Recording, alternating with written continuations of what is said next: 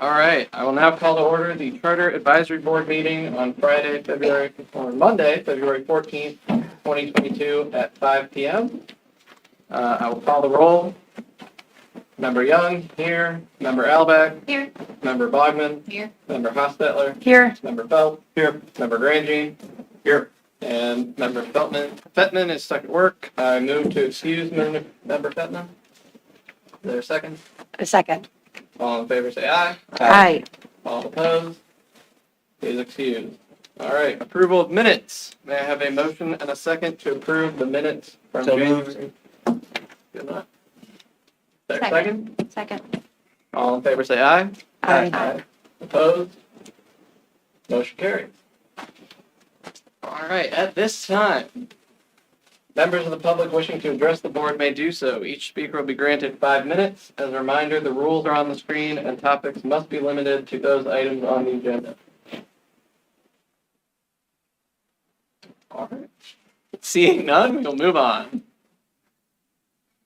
Okay, our first amendment for our consideration this evening is to section 2.01, paragraph 3, which would alter the term of elected officials from 2 years to 4-year staggered terms.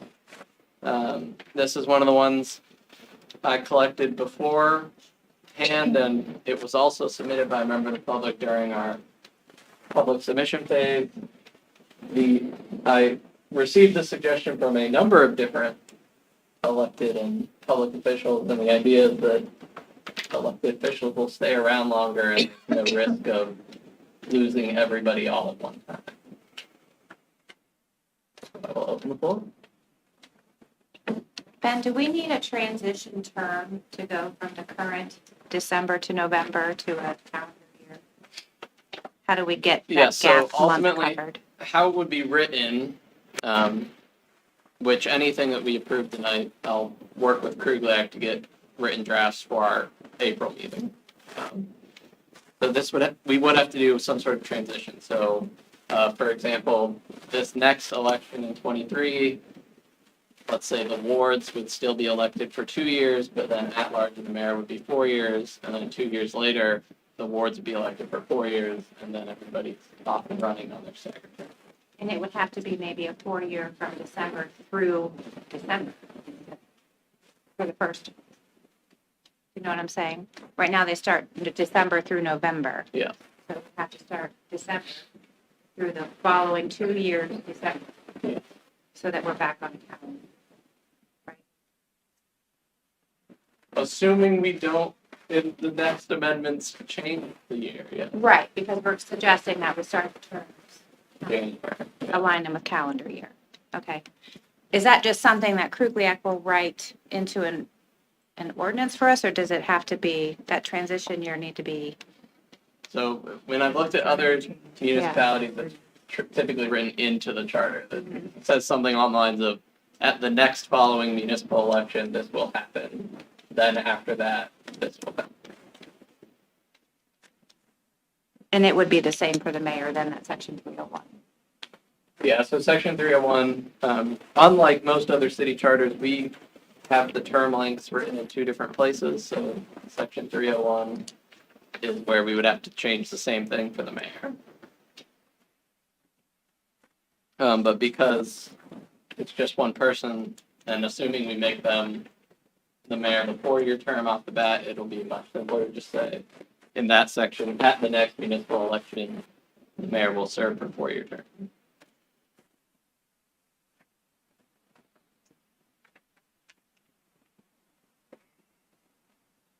Anybody concerned about this? Any opposition? All right, then I will make a motion that we move forward with this proposed amendment and have a draft at our April meeting. Second. All in favor?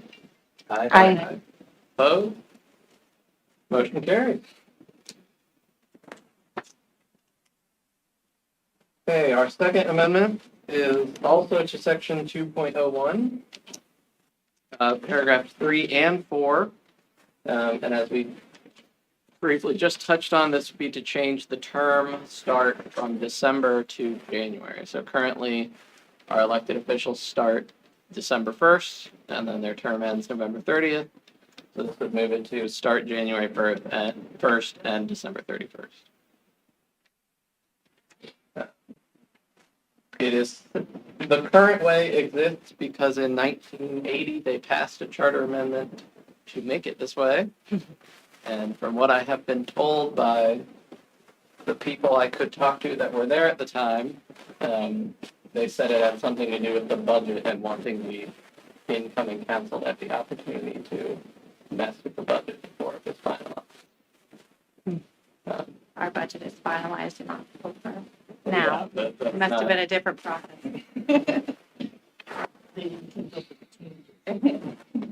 I'm sorry, ma'am, I can't hear you. You're gonna have to speak up so I can get it on paper. So could you repeat what you said? I said they didn't keep up with the changes. When they changed one thing, they didn't change the other thing.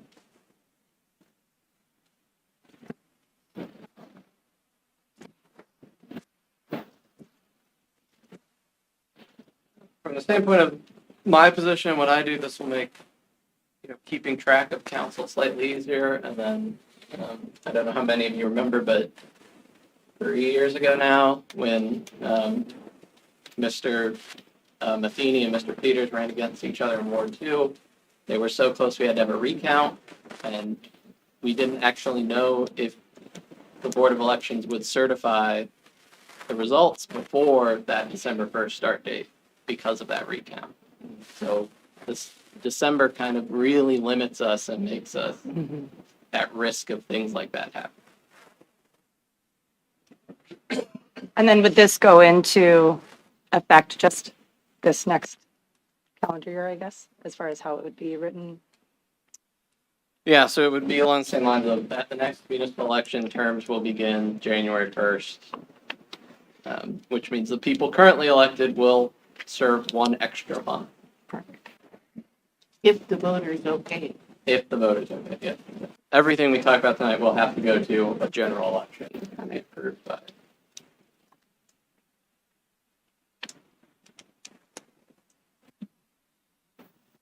Any other comment? Then I will move to approve this amendment.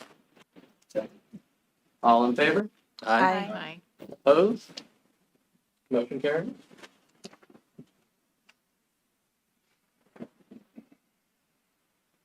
Our third amendment is also to section 2.01, this time paragraph 4.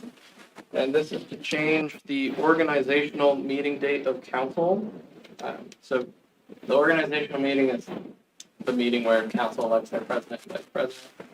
Currently, our charter says that it's in the first 3 days of December.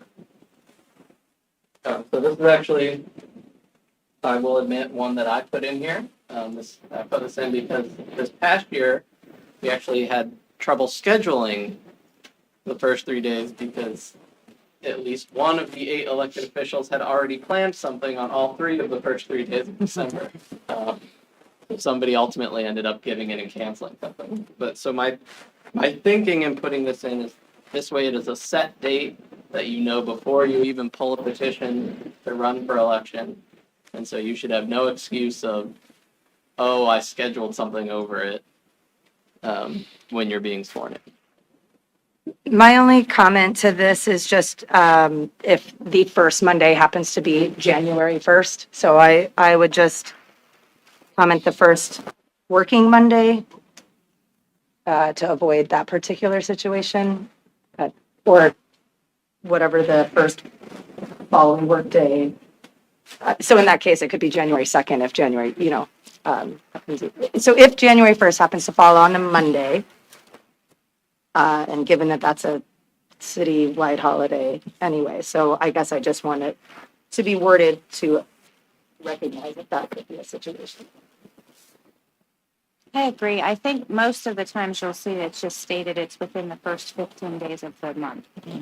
So you have to have your organizational meeting by January 15th. And usually it is the first regular Monday meeting. Mhm. So I don't know if we can just restate that somehow. All you need to do is change December to January. I think Ben's point is just that he he wants it narrowed so specifically so that it is very clear what day, to avoid what just happened this past year when everybody could possibly have something going on within any of those first days. That's what I'm Yeah. understanding. So to make it very predictable what day it would be. So we could say the first regular council meeting or no later than January 15th. Yeah, Yeah. that would be. And that would cover both There you go. sides.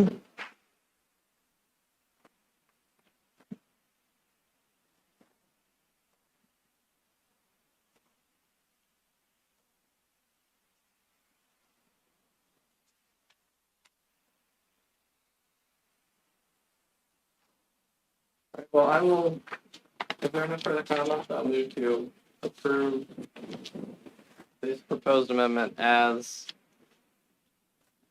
with the suggested stipulation that we change to on or before the first regular council meeting, provided that such meeting shall not take place after January 15th. Yeah. Words. I would second that with the amendments in place. All in favor? Aye. Aye. Opposed? Motion carried.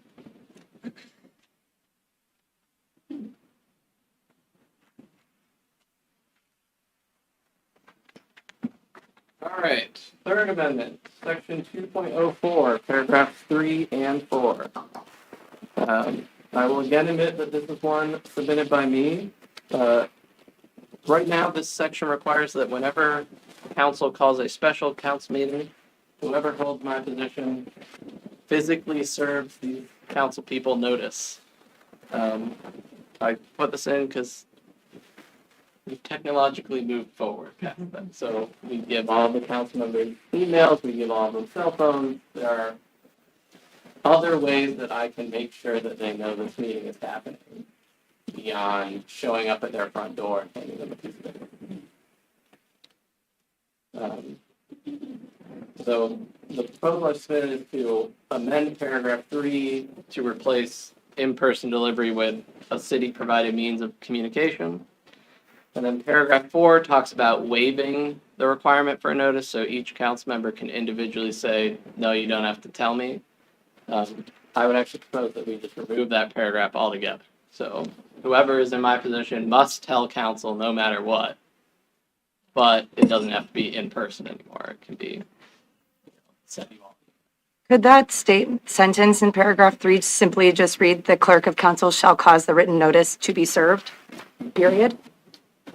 So then Yeah. it isn't specific as to what means, and it stays evergreen, and whatever the technology is, if it's through like brainwaves or whatever, then they've received it. Yeah, it's probably a much simpler way to go about it. So, as you say, prevent this from happening again when email inevitably becomes obsolete. Through a TikTok video. That's so nice.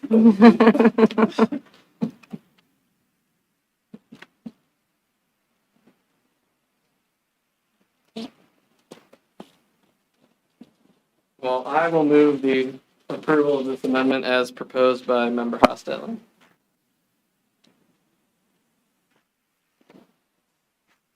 Is there a second? Second. All in favor? Aye. Opposed? Motion carried. And that included taking out the one paragraph, right? So paragraph 4 will be removed so that whoever the clerk is must tell council no matter what. Next, section 2.05, paragraph 5. Buried in the middle of this paragraph is the word regular in relation to the reading of legislation. So it says, shall be fully and distinctly read at 3 different regular council meetings unless council votes to suspend this rule. There's another provision of the charter that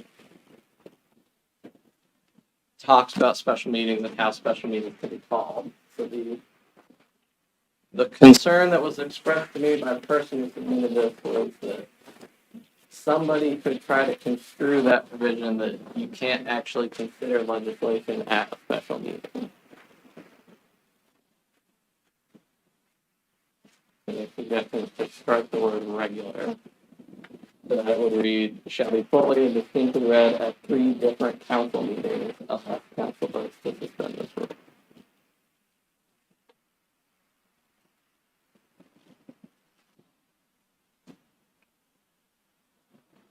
Comments, concerns? Is there a motion to approve this amendment? So moved. Is there a second? Second.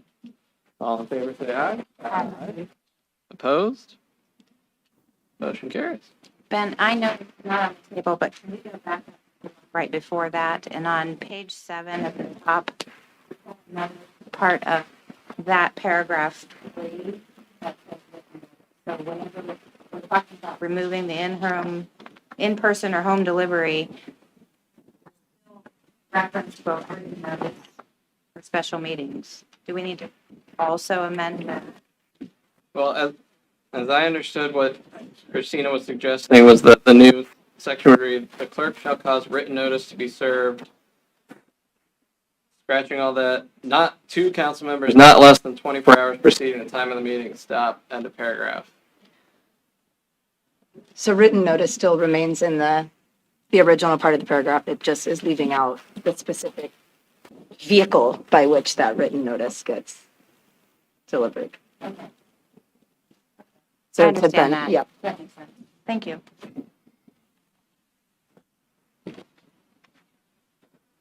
Okay, next is also section 2.05, paragraph 5. And this is to specify distinct differences between ordinances and resolutions, limit what resolutions can be used for, and then allow resolutions to pass more quickly. So, as I put in your packets, this is kind of modeled off of what Louisville does. And the reason this specific amendment came up is we did police contract negotiations 2 years ago. And council must, by resolution, say whether they agree with the contract that has been approved by the mayor or not. Under our current charter, resolutions are subject to mayoral veto. So theoretically, the council could say, no, we don't like this contract. And the mayor who negotiated the contract could veto them saying no. And basically say, I don't care that you said no. And then presuming that he can't convince somebody to come to his side and vote for it, you're now stuck in this sort of head-to-head, council's voting no, and the mayor's saying, I don't care that you voted no. That didn't happen for the record. It did not happen. It's But a it purely could have. hypothetical worst case scenario. I am all for defining words to make this charter a lot more accessible for our residents. And I guess if anything, I'd want it to be defined starting in paragraph 3, where we first mention all legislative action of council shall be by resolution or ordinance, introduced in written or printed form. At the end of that sentence is where I would like to see where a resolution is defined as et cetera, and an ordinance is defined as this, that, and the other. Like, I guess the first time we hear those 2 words, that's where I'd want it defined, along with whatever the rules are that how those are to be used. Because that seems to set the stage for then the rest of the legislative procedure.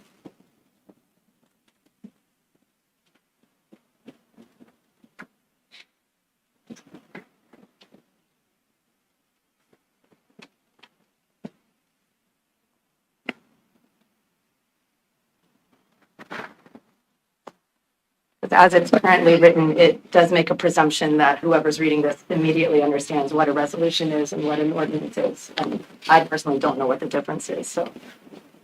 That is fair.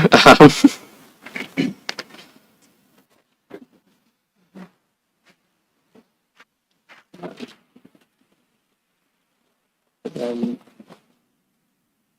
to achieve that goal, what I would honestly say is that then we would effectively move paragraph 5 up to become paragraph 2.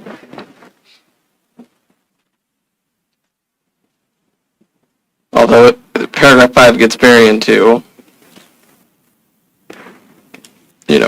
voting and things like that. Paragraph 2 is still sort of general provisions for the legislative process.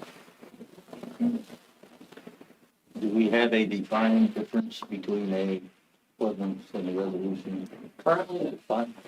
Then so it could be, you could put it in there just to get around something. If we don't have to find what's a resolution, because everything needs to be defined, or you can just put it in whatever category you want. Sidestep something, which shouldn't be allowed. Typically, ordinances are permanent in nature. They set a policy or a rule, something that has to be acted on. So,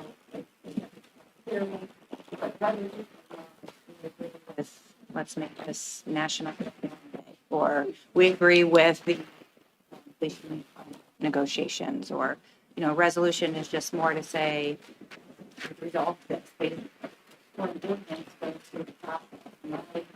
Only suggestion on ordinances is can we have any discussion on reducing 3 readings? Because everything goes to committee, and then a week later, it goes to council for first reading, and then 2 weeks later, it goes to council for second reading, and then 2 weeks later, it goes to council for third reading, and then 30 days after that, it's back. So it takes 6 to 8 weeks to get, or 6 to 10 weeks to get anything done. It's very frustrating. 2 readings, I would think, would be sufficient, plus committee. It's introduced at committee, and we've got 2 readings, which would still be 4 to 6 weeks. Those are all ordinances. Resolutions are one and done. That's really the procedural difference between resolutions and ordinances.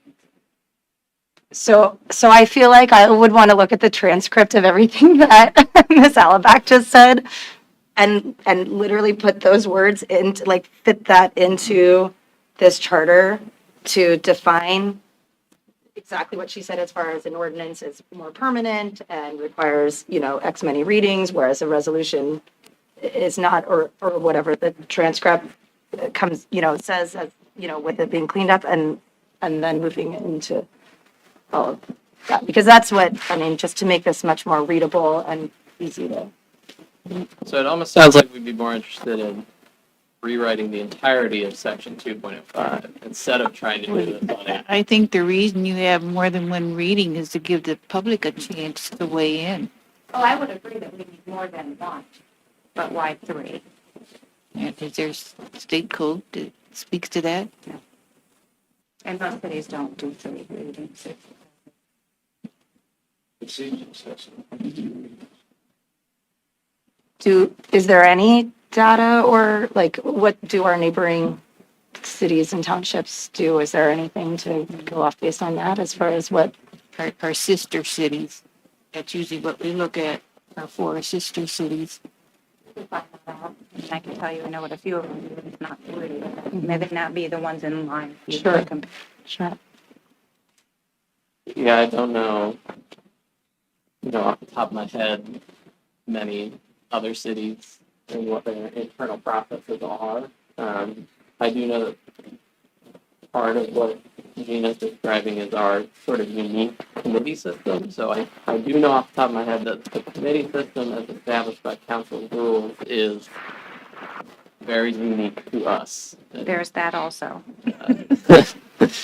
There aren't really any other cities that do it this way. Is there any background or like what Most councils are assigned 2 or 3 or whatever is not a quorum. So here it would be under 4 to a committee. So our committees, we have ordinance and rule, we have personnel, we have finance, we have all those different committees, parks and recreation, all the different committees. And there's 2 council people on each committee, but those committees never meet. They all meet. All 7 are on all 7. Yeah. All committees. And so we've got it's called committee of the whole, where we introduce everything we want council to look at. It used to be that committee meetings just had certain people. And then they changed it so that everybody's on every committee. And they just have a different chairman of that committee. Yes, and that's actually the last thing on our agenda, somebody suggested that, so from reading or retyping the old minute books for their preservation, I know that in 1906, for the first roughly 30 years when we started, they did committees essentially like Congress, where committees got picked when needed and they took something and did a deep dive on it. But most things didn't go to committee at all, they just went through the regular 3 readings of council that did it. Some point in the 1930s, 40s, we created committees, and they were, like the suggester suggested, there were 3 people that were, a smaller amount responsible for these types of things, and they looked at things before they came to council.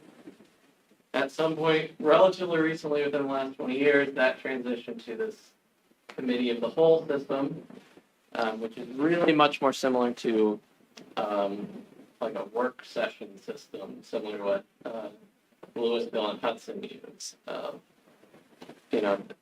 Basically it's another council meeting, but they just call it a work session. So they don't take votes, they just kind of discuss, all right, here's administration's idea. What specifics would you like to see in the final written ordinance for next week? So we're unique in that we have this, everybody on all the committees. And that does add roughly 2 weeks to the process. As Gina mentioned. Have there been opportunities lost with this extended 2 weeks? I guess that's kind of where I'm, Well, yes, and it Kind creates, of sometimes it creates situations where we have to. But it's really just to get things done. Sometimes the prices go up or, you negotiate the all sorts of reasons, but 6, 8, 10 weeks is really a long time to get everything done timely. For resolutions specifically, the state and the county both assume that resolutions only take up 1 reading.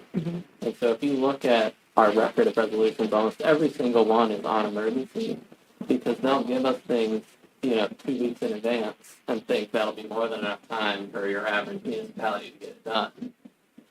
And so for us, that means passing it on emergency, because normally it would take 6 weeks.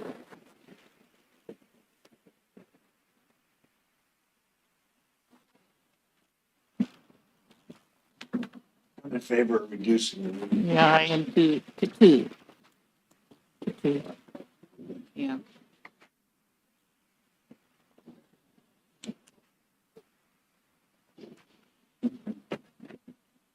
If somebody's that interested in the public by the first meeting, they'll know what's going on, and they have the choice at the second meeting to speak up. There's so many ways of publicizing and the minutes and the YouTube channel and, Right. recording. There are so many different ways to be interactive with the meeting and get the information now more than ever. Right.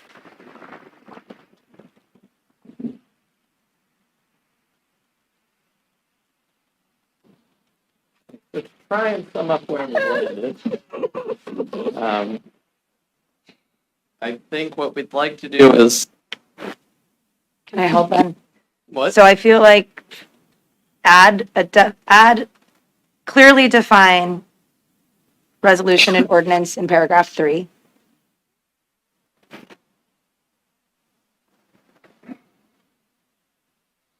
So expand that paragraph with those definitions.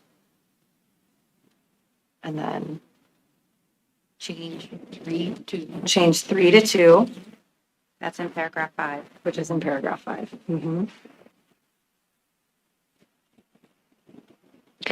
And scratch What- regular.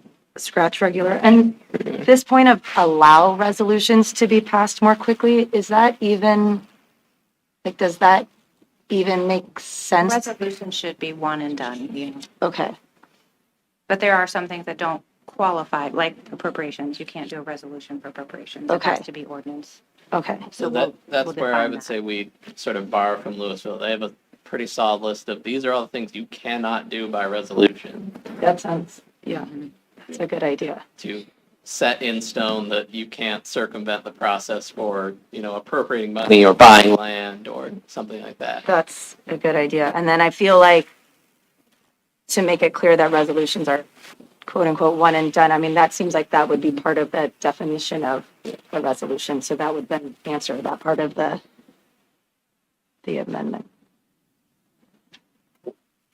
Well, Paragraph 5 only speaks to resolution. It says every resolution, except those of ceremony or da-di-da, shall be read it through. We're talking about ordinances too, right? Yeah, so I think we're saying ordinances 2 readings and resolutions 1 reading. But resolutions will be much more limited than what these.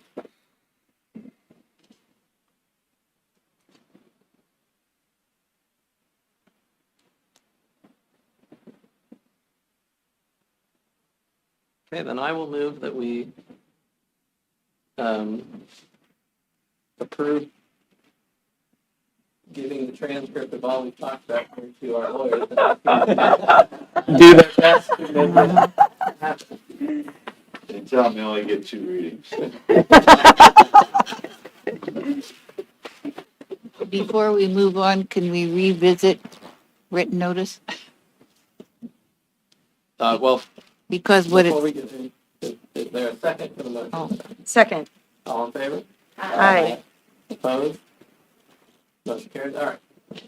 okay, when you talk about written notice,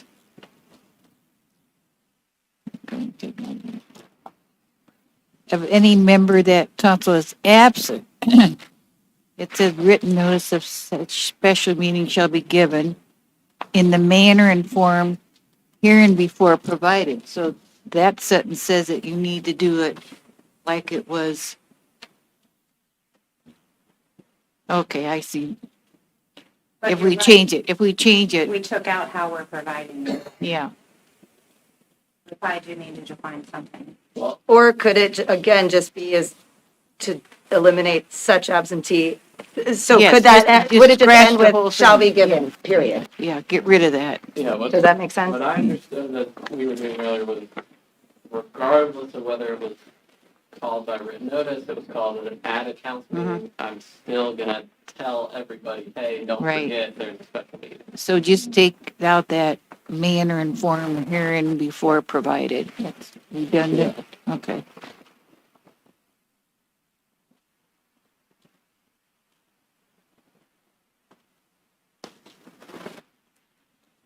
Just put a period after absentee. Okay.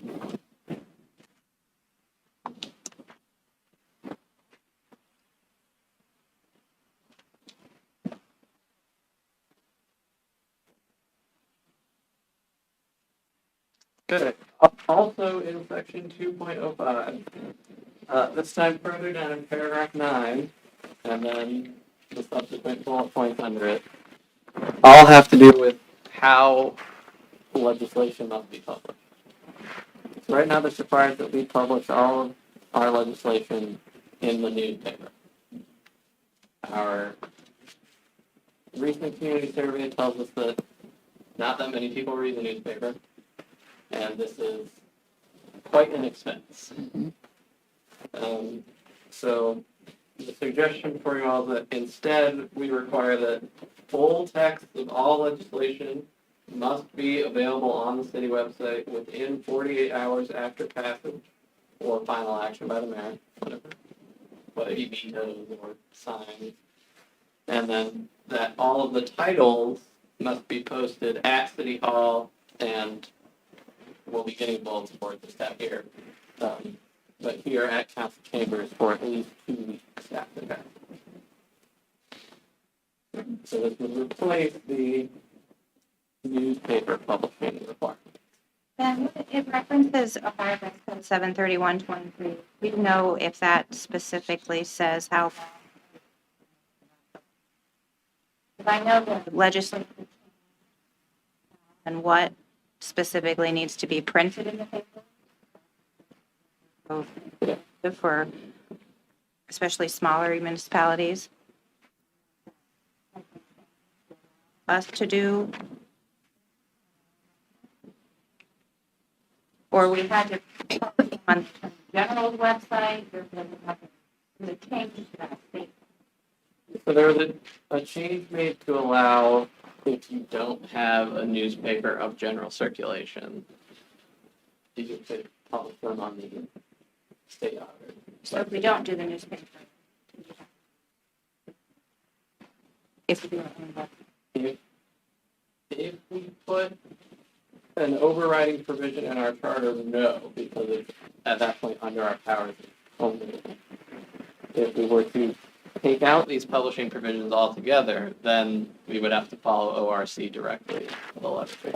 And at the moment, we do still have a newspaper that would be considered of general circulation, so we would just keep publishing it. I thought we were taking that out and amending it to say that we were just going to amend or publish it on our city website. Yeah. Is that? Correct. Which is very expensive. Correct.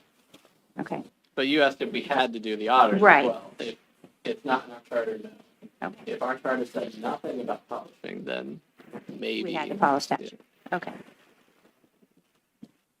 I just wonder, this is similar to the other point, I mean, to make this, again, evergreen, is there a more generic way we can even say this? Just if it's like publicly accessible means, which could include a website, it could include a newspaper if that's still what people want to read and do, but I'm just trying to think of language that would stay evergreen and still meet the spirit of what we're trying to do. I think unfortunately for this, we probably have to be more specific to something of, if there's a bad actor in my seat and I read that as a publicly accessible location, all I have to do is post on both boards, City Hall, and walk away and I'm done.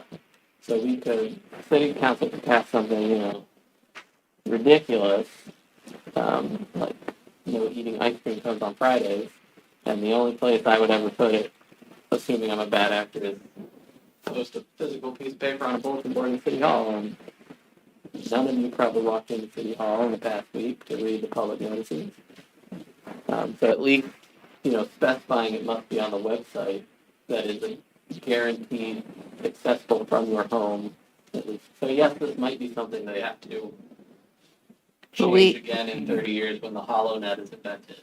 We have to follow revised code too. It shall be given public notice as prescribed by section WW of the Ohio Revised Code.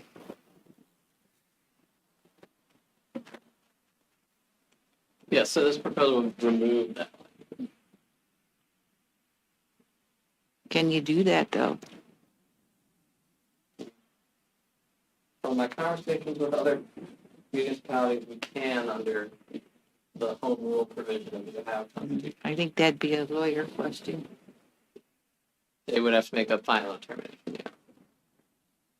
Right, I would want to double check that also. yes, because the Ohio Revised Code,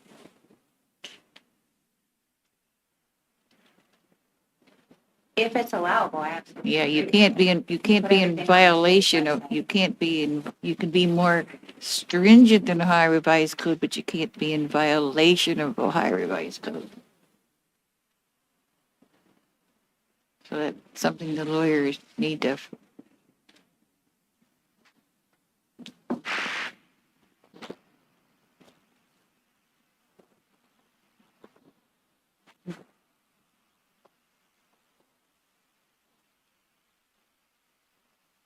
So do we wait to vote on this till get the input?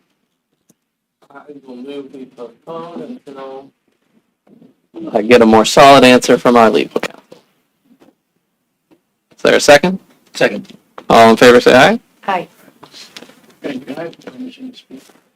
Hold on. Opposed? The motion carries. I will make a motion to allow Mr. Orr to speak, even though it's no longer recognition of the public. Is there a second? Second. All in favor? Hi. All opposed? Motion carries. Please go to the microphone so that the live stream can hear you. Quick question on John A. 817 Harmon Street. You might want to look up what a government newspaper is the damn repository of the government newspaper. And if we live in Louisville, if they do that, then what do they do when we have it? Yeah, it does in the revised code, if any local newspaper publishes. In March, they won't be they won't be published in the daily. It stops Saturday, so that.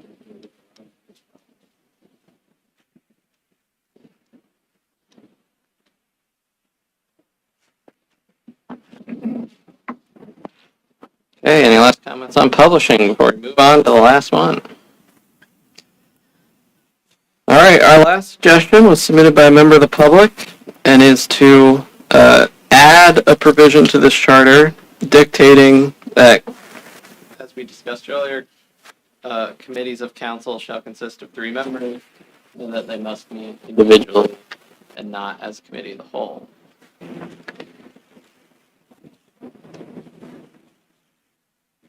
From what was written in the submission box, my understanding is that I feel that it functions better when it was 3 people. I wasn't here at the time. I don't know. I can't compare it to tell you if it did or didn't. I guess I'm trying to understand, is meeting as a committee of the whole just seems like it keeps everyone aware of what the committees are talking about? Is that the idea behind meeting? Is this a limit, thing that this eliminates? That is what the submitter is seeking, yeah. Yes, and I think normally, I don't know if there's a normally, committee of the whole is not a normal group, but I believe it happens when there's mistrust among council. That they all want to know all of it, and they all want to be involved in everything. I think they should. I think that the committee And they is, will be when it's brought to council for vote. All of council has to read and vote on everything, but the committees can do a deeper dive into the subject before it's presented to council as a whole. Okay. There's no action ever taken at committee, no matter how many members are on it. but that gives them time to research it, whereas if you just bring it up right before it's time to vote, then they're not going to have time to look up what they wanted to look up. So they have first reading. Unless it's, Not the time. unless it's an emergency. At least at the committee of the whole, it was discussed. So like now, when things come up on emergency, we call a committee meeting. We have an immediately following council meeting. So it all happens in one night anyway. So we're just going through redundant processes because it's written that way that we have to do. It's formalities. It's one meeting, but we have to split it up into 2 or 3 different sections to get everything done. I didn't think that you could have a committee of the whole and then have a council meeting right after and vote on something.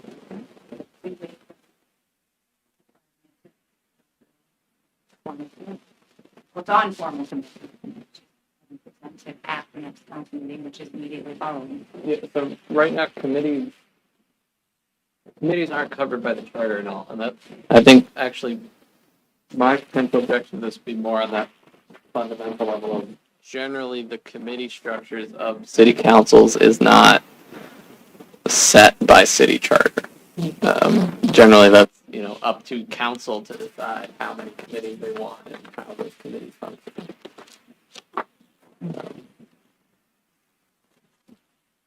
But isn't there a part of the charter that speaks to when you have committee of the whole meetings and when you have?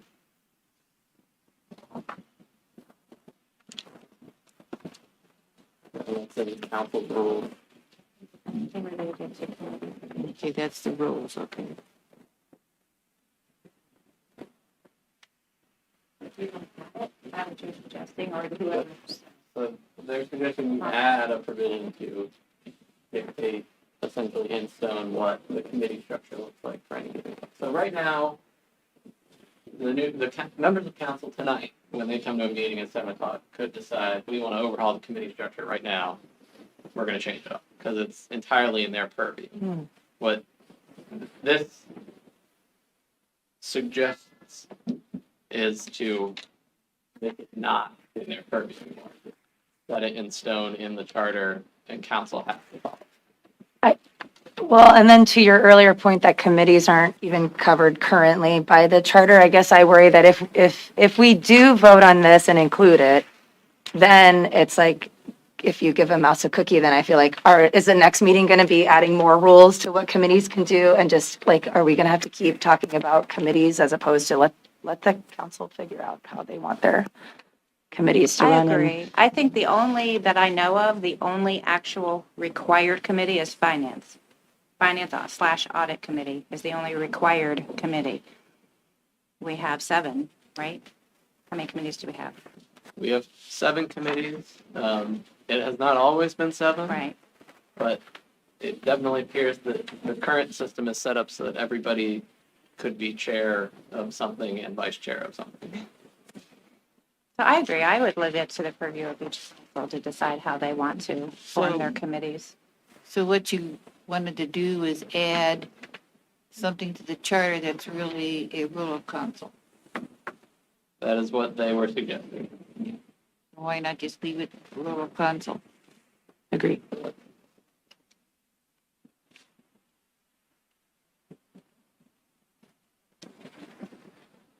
Okay, well then I will move that we do not approve this amendment as submitted. Second. All in favor? Aye. Aye. Opposed? Motion carries. Any last remaining thoughts?